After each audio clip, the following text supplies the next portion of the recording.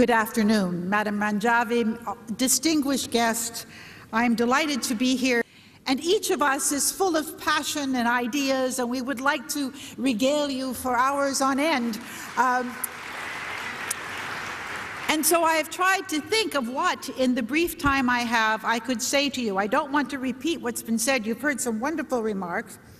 But I wanted to start by saying that, as Linda Chavez said, an important indicator of the success of a country is how it treats women. And in fact, many forms of research look at the way a country treats its women for looking at its prosperity, its modernity. And so this is not something which is a side issue. It is a profound issue that goes to the heart of every society's social, political, and economic development. Iran is now governed by a regime of institutionalized misogyny. When I was a little girl, my mother used to like to teach my sister and me interesting words, and it will tell you how long ago it was that she would say, this is a good 25-cent word, or this is a good 50-cent word. Now it would have to be like a good 20-euro word with inflation. But one of those words was misogynist. And I remember thinking, what does that mean, somebody who hates women? It seemed like some kind of esoteric concept.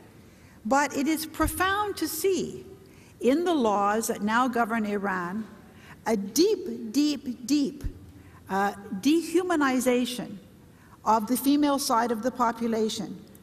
And for those of us who come from countries where a great deal of progress has been made, it is shocking but very important for us to look at those laws and to understand that however much progress our countries have made, our sisters in many countries of the world, but in particular in Iran, are still struggling with ideas that really are unthinkable for us.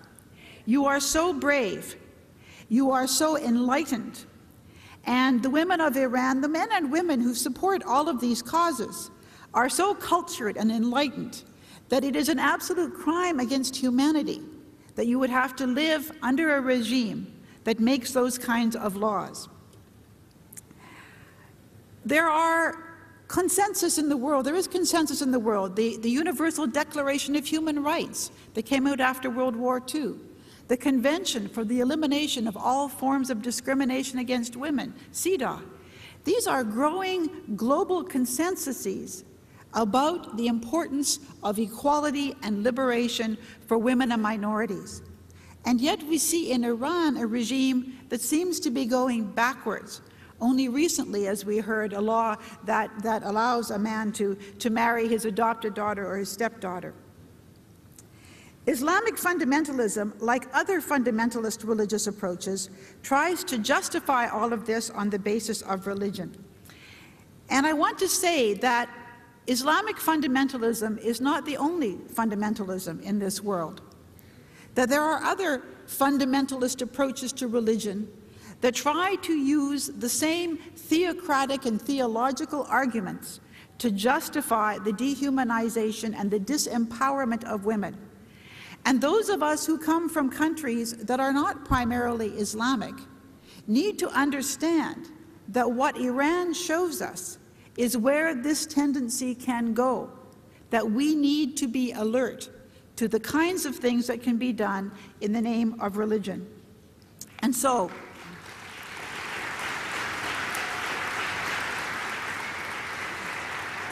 in the brief time I have, I want to make three main points. The first is that religious fundamentalism is always based on the oppression of women. When fundamentalist regimes gain power, they roll back the gains, and that's in every religion, not simply in fundamentalist Islam. And that is why the separation of church and state is foundational for women's freedom. You know, recently in the United States, a member of the American Congress said that women were just the hosts of a child that they were bearing. Now, can you imagine this? Now, normally when we talk about a host, we talk about a parasite, and I'm sure that if somebody said, well, then the child is just a parasite, he would have been very offended and thought that was very dehumanizing. But if you can imagine that someone would describe a woman's relationship to the child that she is carrying as simply a host, kind of disengaged.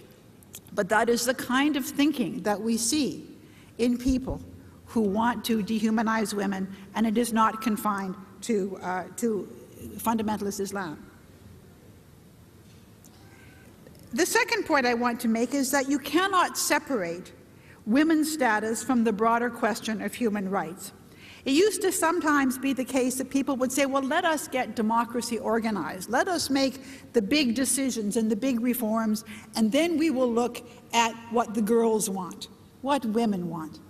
Well, in fact, we understand now that the two are inextricably connected. You cannot have freedom if women are oppressed, because everywhere women are oppressed, men are also oppressed.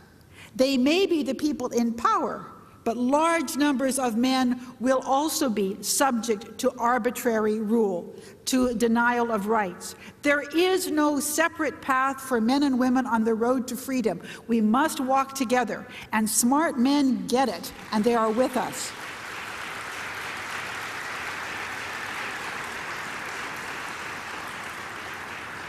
Society cannot be half free. And finally, societies need women as political leaders.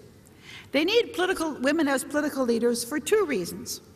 One, for the substance of policy. Women, in many ways, lead lives that are different from those of men. They experience the world differently from men.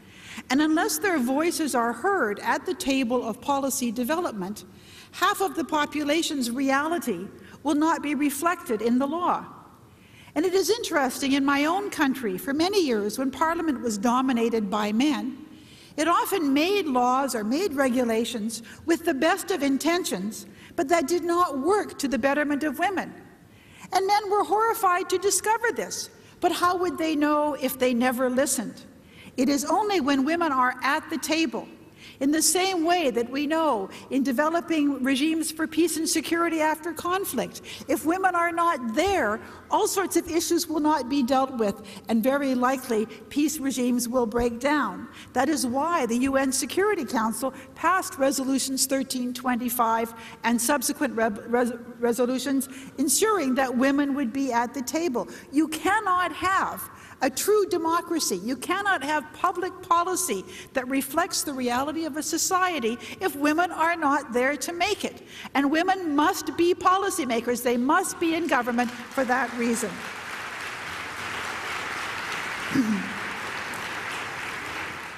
But it is also important for women to be there because they need to help create the culture of power in their society.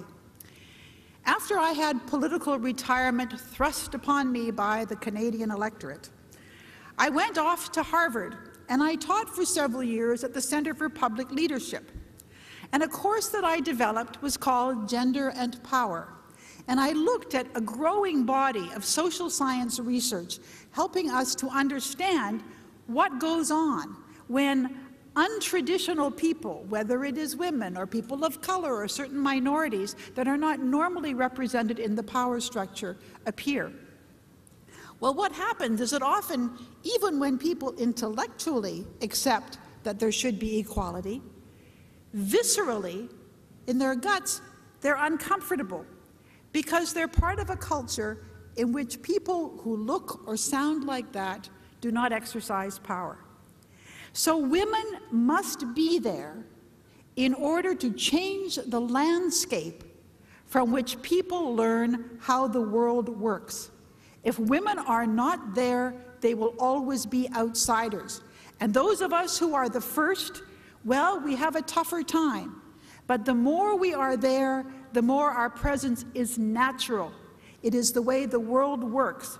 And therefore, women often don't find the political life attractive, but they must be there. They cannot change it from the outside. They have to be there in the center.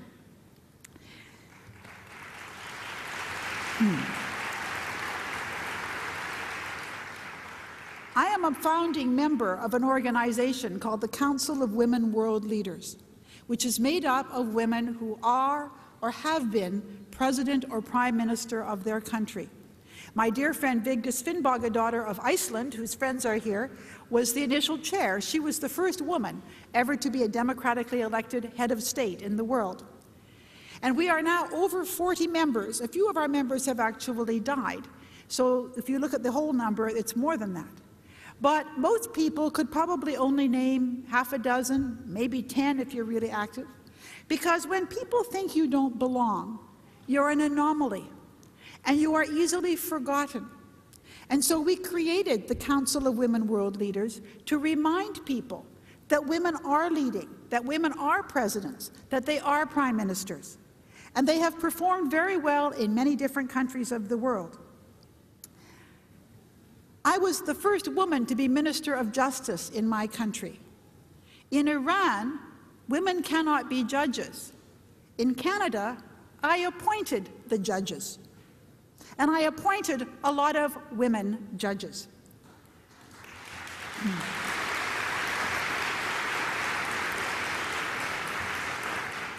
I was the first woman in my country to be Minister of National Defense. The second in the world. The first was Elisabeth Rehn of Finland. The Finns are very progressive. They're sort of up there in the corner of the map, sort of doing good progressive things, and we don't pay much attention until they have a breakthrough like Elisabeth Rehn's as Minister of Defense. I was the first woman to be Defense Minister of a NATO country.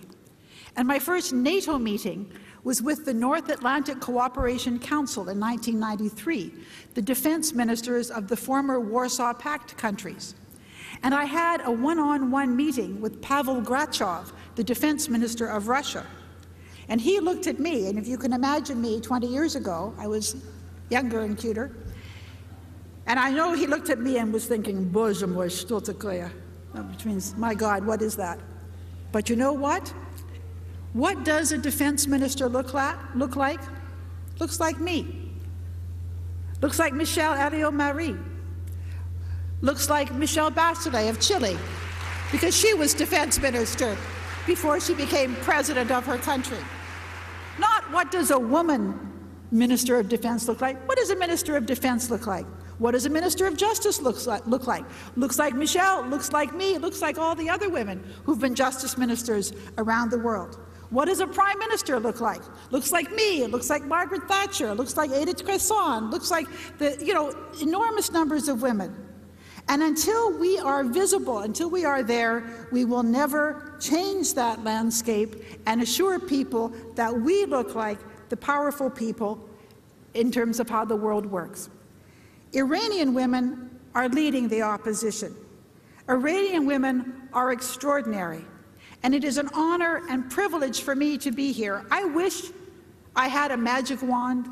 I wish I had a suggestion that you'd say, oh, that's what we'll do. That's what will change things. It doesn't work that way.